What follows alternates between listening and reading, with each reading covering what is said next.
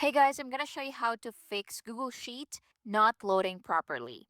So close the app first and go to your settings.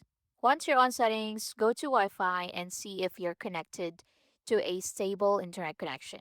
You can also turn off the Wi-Fi for about 10 seconds and turn it back on.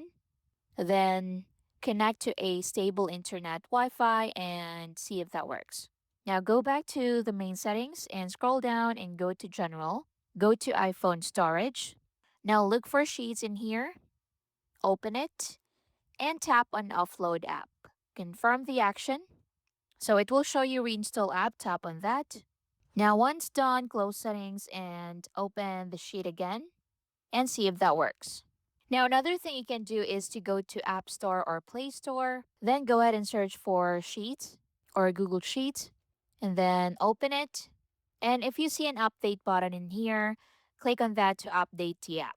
Now, once updated, go ahead and open it again and see if that works.